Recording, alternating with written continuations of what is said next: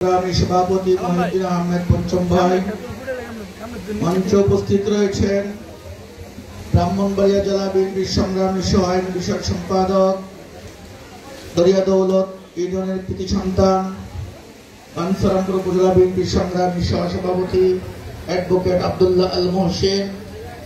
মঞ্চে আরো উপস্থিত রয়েছেন ব্রাহ্মণবাড়িয়া জেলা বিএনপির সংগ্রামী সদস্য গোলাম মুস্তফা।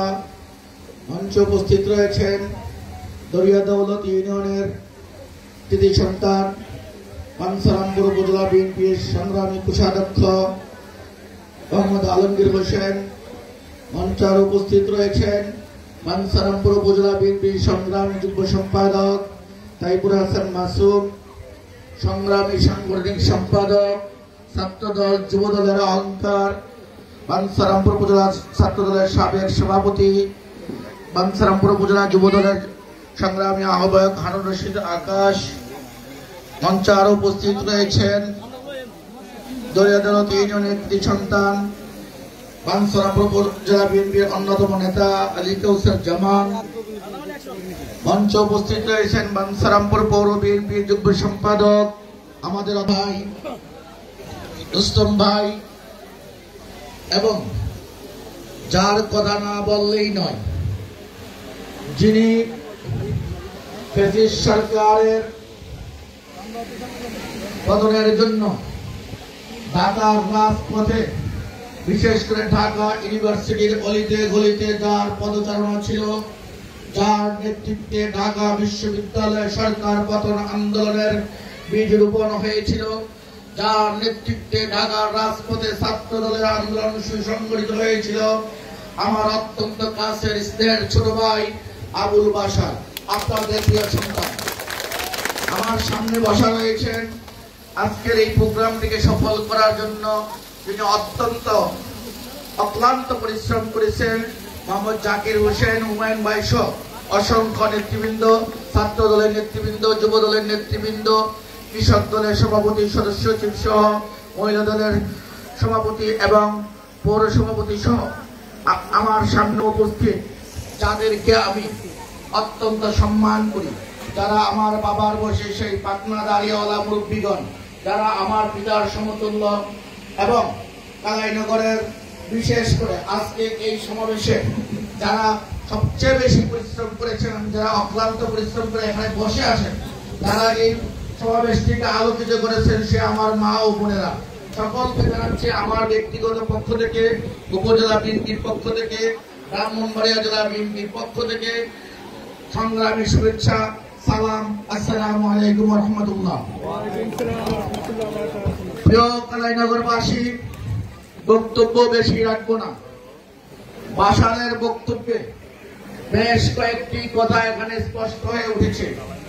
গত 15-16 বছর এই কালাইনগরে যে পরিমাণ অত্যাচার, নির্মম নির্যাতন করা হয়েছিল, আমি শুধু একটি কথা বলতে চাই, এই কালাইনগরে গত 15-16-17 বছর তারা অত্যাচার, নির্যাতন, নিপীড়ন করেছিল আমার প্রাণপ্রিয় এলাকাবাসীকে, আমার প্রাণপ্রিয় জাতীয়তাবাদী বিশ্বাসী সকল জনগণকে।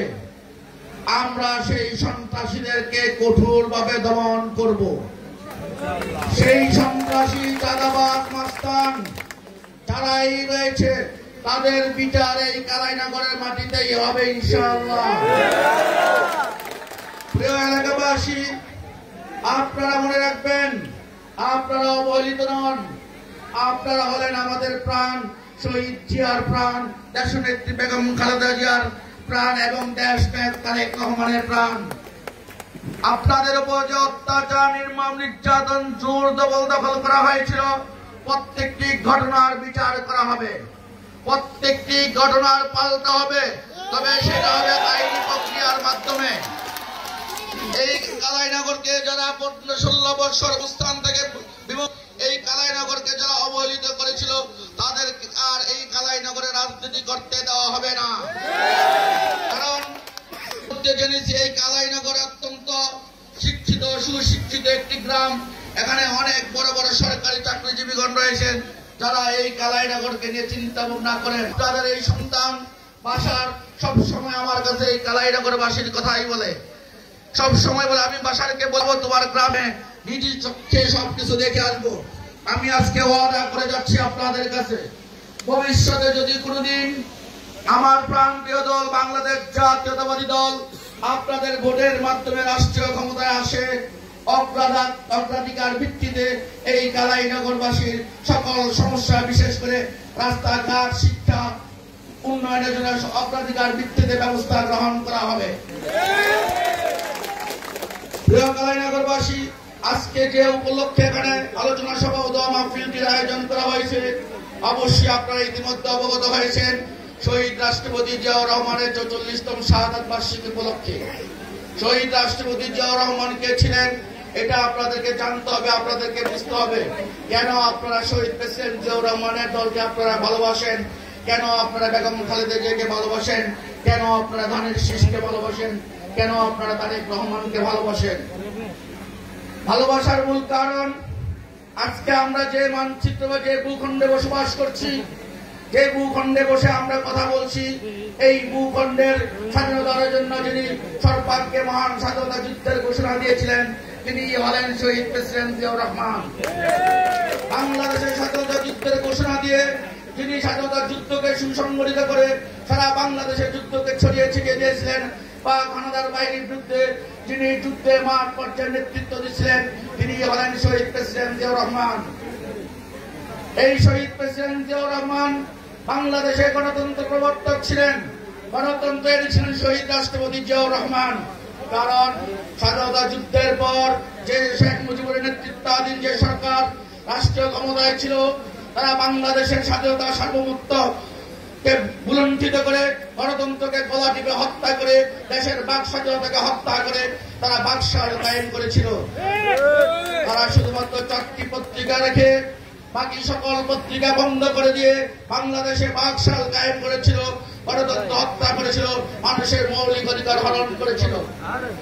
1975 সালের পর পরিবর্তনের পর 7ই নভেম্বরের সিপাহী জনতা সিপাহী বিপ্লবের মধ্য দিয়ে যখন শহীদ রাষ্ট্রপতি জিয়াউর রহমান বাংলাদেশের শাসনভার দায়িত্ব গ্রহণ করেন, ঠিক তখনই উনি বাংলাদেশে সর্বপ্রথম যে কাজটি করেছিলেন তিনি বাংলাদেশে গণতন্ত্র ফিরিয়ে দিয়েছিলেন, মানুষের বাক স্বাধীনতা ফিরিয়ে দিয়েছিলেন, মানুষের মৌলিক অধিকারগুলো ফিরিয়ে দিয়েছিলেন। উনি বলেছিলেন এদেশের জনগণ স্বাধীনভাবে মতামত প্রকাশ করতে পারবে, স্বাধীনভাবে চলাচল করতে পারবে, সকল রাজনৈতিক দলের এদেশে রাজনীতি করার অধিকার রয়েছে। সেই কারণেই উনি শেখ মুজিবুরের কন্যা শেখ মুজিব নিহত হওয়ার পর শেখ মুজিবুরের কন্যা যখন ভারতে ইন্ডিয়াতে অবস্থান করছিলেন, শেখ হাসিনাকে দেশে ফিরিয়ে এনে রাজনীতি করার সুযোগ করে দিয়েছিলেন। এই জন্য আমি বলি শেখ মুজিবুরের দল আওয়ামী লীগ তথা শেখ হাসিনা রাজনৈতিক পিতা হলেন শহীদ প্রেসিডেন্ট জিয়াউর রহমান। এই যে ফ্যাসিস্ট হাসিনা সরকারের প্রধান শেখ হাসিনা, উনি বাংলাদেশে ফিরে এসে যেদিন ফিরে এসেছেন তার অল্প কয়েকদিনের মধ্যে শহীদ রাষ্ট্রপতি জিয়াউর রহমানকে হত্যা করা হয়েছিল চট্টগ্রাম সার্কিট হাউসে। কারণ শহীদ রাষ্ট্রপতি জিয়াউর রহমান ছিল অত্যন্ত স্বচ্ছ, উনি কখনো কুটিলতা কি জিনিস সেটা বিশ্বাস করতেন না, উনি সহজ সরল ছিলেন। যে কারণে শেখ হাসিনাকে বাংলাদেশে এনে স্বাধীনভাবে রাজনীতি করার অধিকার দিয়েছিলেন, আওয়ামী লীগকে রাজনীতি করার অধিকার দিয়েছিলেন। কিন্তু শেখ হাসিনা ভারতের রয়্যাল এজেন্ট হিসেবে সেখান থেকে ট্রেনিং প্রাপ্ত হয়ে বাংলাদেশে ফিরে আসার অল্প কয়েকদিনের মধ্যে রাষ্ট্রপতি শহীদ প্রেসিডেন্ট জিয়াউর রহমানকে হত্যা করা হয়। এই হত্যার মধ্য দিয়েই প্রমাণিত হয়েছে আওয়ামী লীগ তথা শেখ হাসিনা বাংলাদেশ বিরোধী, বাংলাদেশের গণতন্ত্র বিরোধী, বাংলাদেশের জনগণ বিরোধী। কারণ বাংলাদেশের স্বাধীনতা সার্বভৌমত্বে শেখ মুজিব, আওয়ামী লীগ এবং শেখ হাসিনার কোনো অবদান ছিল না। আপনারা জানেন বাংলাদেশ আওয়ামী লীগের কোনো মুক্তিযোদ্ধা নাই। সকল মুক্তিযোদ্ধা তথা মুক্তিযুদ্ধের ঘোষকের দল হল বিএনপি। কারণ বিএনপিতে সকল মুক্তিযোদ্ধা রয়েছে, এখনো বিএনপি স্ট্যান্ডিং কমিটিতে মুক্তিযোদ্ধারা বিদ্যমান। কিন্তু আওয়ামী লীগে রয়েছে তাদের দাদাবার, দূষর এবং রাজাকাররা। শেখ হাসিনার বিআই হলেন বাংলাদেশের সবচেয়ে বড় রাজাকার। সেই রাজাকারের দল বাংলাদেশের স্বাধীনতা সার্বভৌমত্ব নিয়ে ছিনিমিনি খেলছে। অতীতে যেভাবে এখনো ভারতে বসে আওয়ামী লীগের দালালেরা সে ভারতে বসে এখনো বাংলাদেশের স্বাধীনতা সার্বভৌমত্বের প্রতি ষড়যন্ত্র করে যাচ্ছে। আপনারা সাবধান থাকবেন।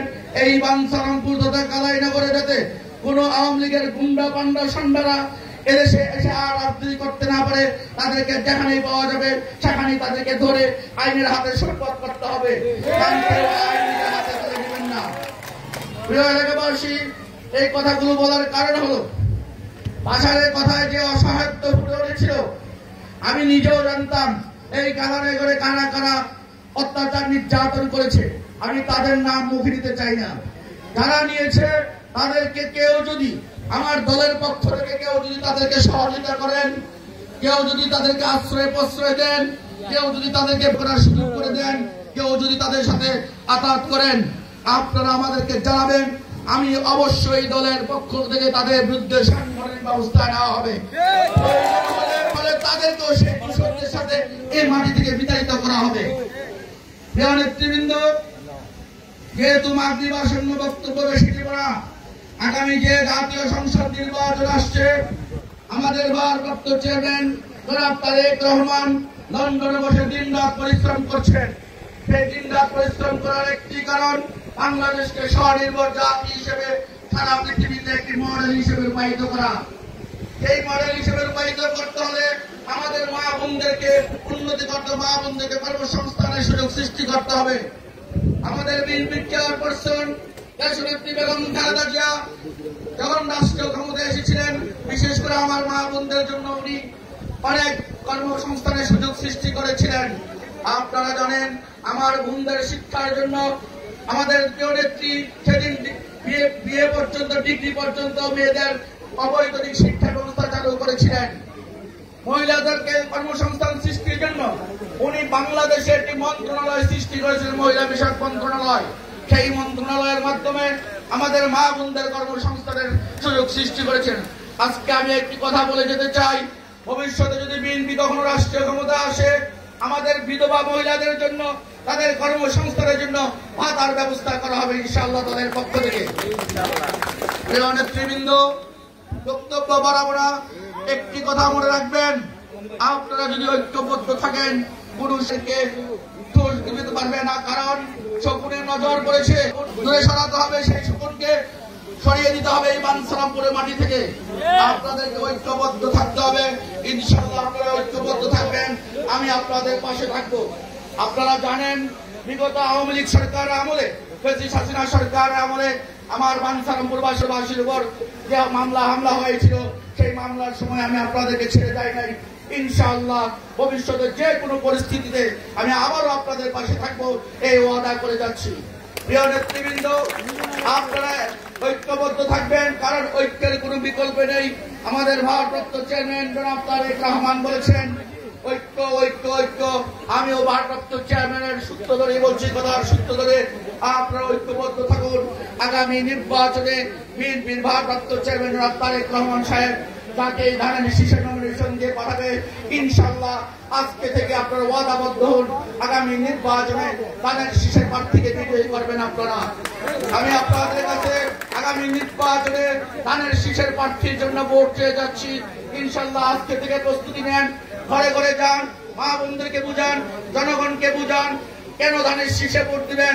কারণ ধানের শীষ হলো জনগণের প্রতীক, ধানের শীষ হলো আমাদের সকলের প্রতীক। ধানের শীষকে বিজয়ী করে আমরা ইনশাআল্লাহ ঘরে ফিরবো। কারণ ধানের শীষকে বিজয়ী করতে পারলেই এই কালাইনগরের উন্নয়ন হবে, এই কালাইনগরের আর্থ সামাজিক উন্নয়ন হবে, রাস্তাঘাটের উন্নয়ন হবে, শিক্ষার পরিবেশের উন্নয়ন হবে, সকল কিছুর বিচার হবে ধানের শীষ প্রার্থীকে বিজয়ী করতে পারলেই। ইনশাআল্লাহ কোনো একদিন আবারও আপনাদের সাথে দেখা হবে, কথা হবে ধানের শীষের মিছিলে, ধানের শীষের জনসভায়। সেদিন পর্যন্ত আপনারা ভালো থাকুন। আল্লাহ হাফেজ। বাংলাদেশ জিন্দাবাদ, বাংলাদেশ জাতীয়তাবাদী দল কালাইনগর ৩ নং ওয়ার্ড জিন্দাবাদ। সকলকে ধন্যবাদ, সকলকে ধন্যবাদ।